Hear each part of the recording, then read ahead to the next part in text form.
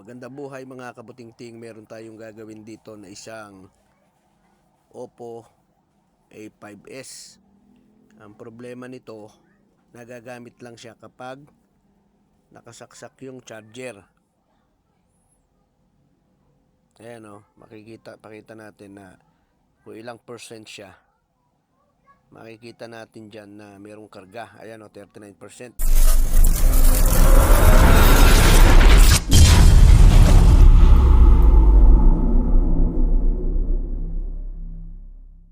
Pero kapag inon natin siya na hindi nakakabit yung charger,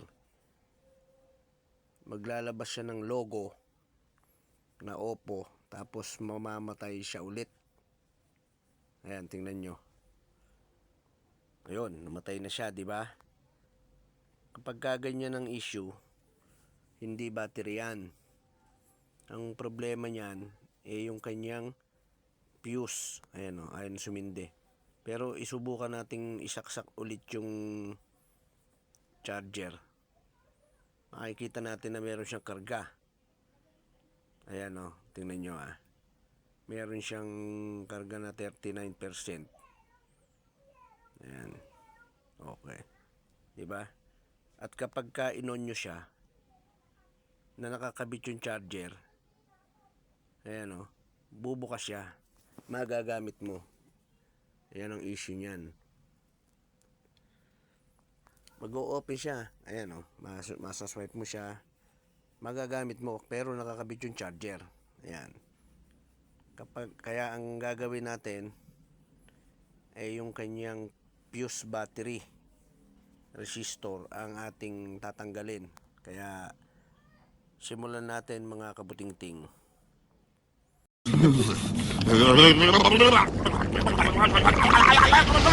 What did you say, nigga? Una nyong gagawin yung kanyang SIM tray. Ayan o, nasa side. Tusukin nyo yan. Tanggalin nyo. Dahil magtatanggal tayo ng back cover, maiaangat niya yan, maaring mabali kasi yung iba niyan SIM tray plastic dito.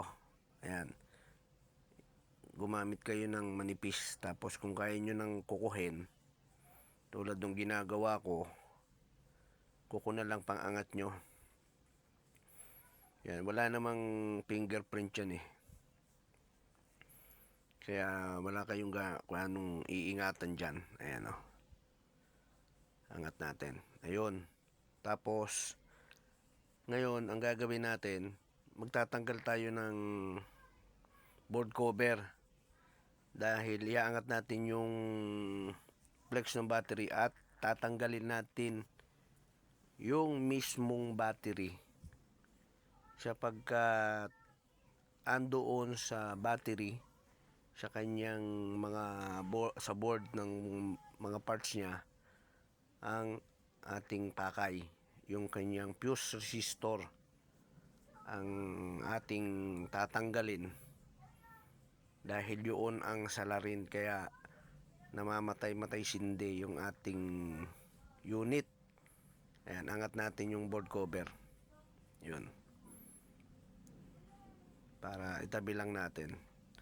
Tapos angat natin yung flex ng ating battery. Ayan o. Yan, angat natin yan. Para kasunod, ito namang kulay green na sa kanyang puting plastic. At ating iaangat yung mismong battery. At ating tatanggalin yung kanyang fuse. Ayan. Yung ginagamit ko na yan ay electronic thinner para madaling tanggalin yung dikit na adhesive kapag inyong hinila. Hindi mabend ng husto yung ating battery. Ayan o. Wala kaming pakialam! Ayan. Ngayon,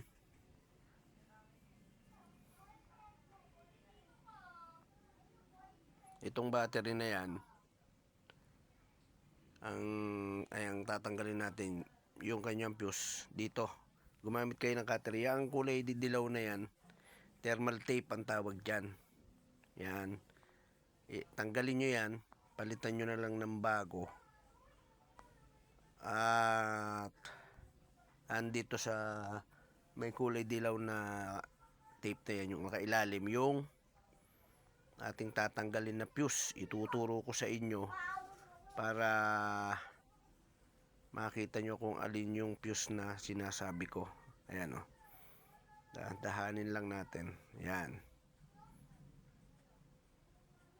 Medyo makapit lang siya. Ingat lang kasi baka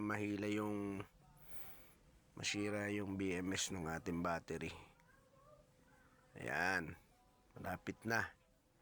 Nakikita na natin ang salarin. Yan. Tanggalin lang natin yan. Para, yun. Ito. Ayan. Iunat natin.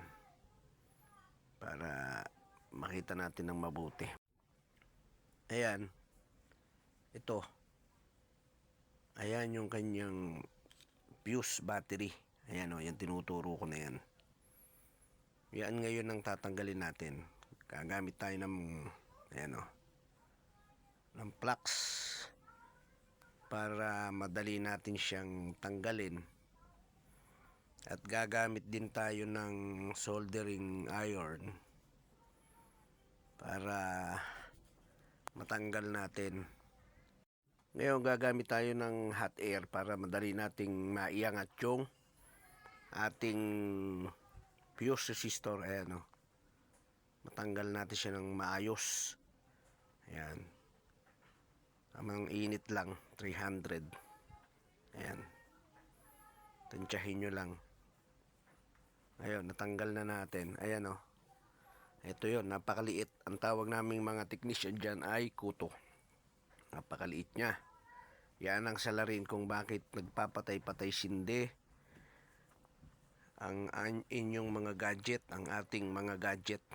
Ayan, ngayon, jumperan natin yan para magamit na nung may-ari. Ang itong gagamitin natin, yan o, liquid. Ano bang tawag dyan? Liquid lead. Yan. Lulusawin natin para madali siyang kumapit. Yan, lagyan natin. At ating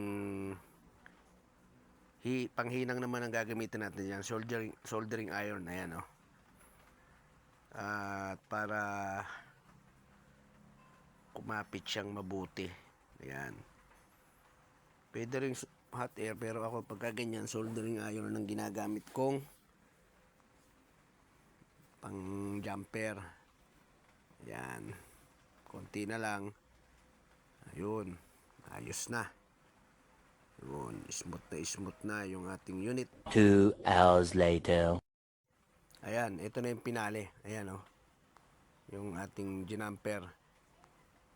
Ngayon, linisin nyo siya gamit yung ating electron thinner. Ayan, para mawala yung mga corrosion, mga dumi. Ayan.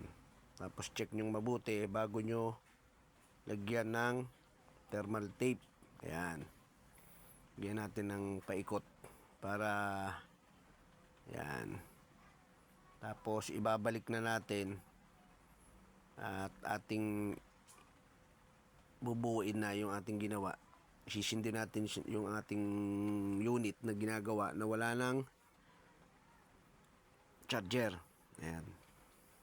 Dagdagan nyo na lang yung thermal tape kapag ganyang para hindi mag-ground, hindi magdikit dun sa ating middle frame. Yan. Yan. Shout out dun sa may-ari. Yan. Kung ikaw ay napadaan sa aking channel, like and comment. Subscribe na rin at click mo ang notification bell para maging updated ka sa mga susunod na video na aking i-upload. Ayan. Check lang natin mabuti. Ayan, okay na yung finished product natin. Ngayon, bubuuin na natin. Ayan, salpak natin ulit yung ating tinanggal. Ibalik natin yung kanyang flex. Ayan, sindi natin. Tinan nyo. Mag-o-open na siya nang walang nakakabit na charger. Hindi na siya mamamatay. Yan, nag-open na. Hintayin lang natin saglit. Ayan, oh.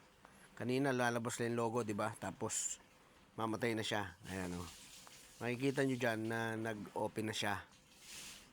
Nang walang charger na nakasalpak. Ayan, oh. Lumabas na yung kanyang pangalawang Oppo. Tutuloy-tuloy na yan. Kaya nagawa natin yung salarin ay ating natanggal. Ayan. Yun, oh, nag-open na siya. Ayan, oh, kahit na pumindot-pindot ka na ay hindi na siya namamatay. At ayan, nagcha-charge na rin siya. Ayan, oh, kahit patayin mo, okay na siya. Hindi na siya namamatay-matay. Kaya i-off natin at ating bubuin.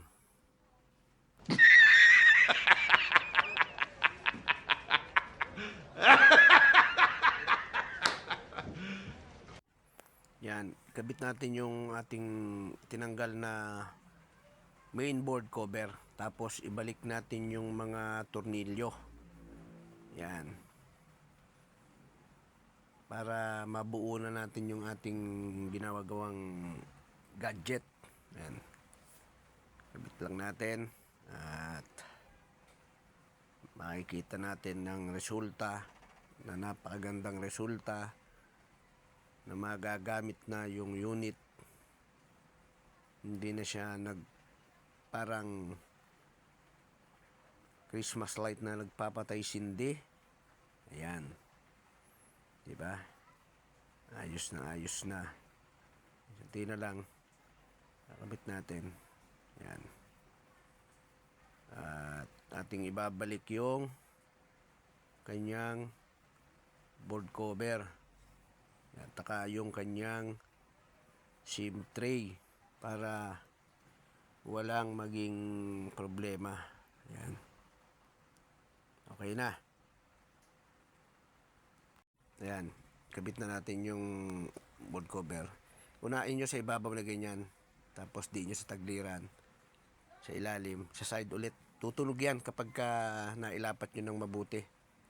Tapos ibalik natin yung memory card doon sa kanyang SIM tray at ating ibalik. Ayan. Yun, lapat na siya. Yun. Check natin mabuti na nakalapat na. Ayun, oh. Okay. Hindi na siya namamatay. Hindi kanina logo lang, mamatay na siya agad, di ba? Ayun, okay na. Magagamit na nung may-ari.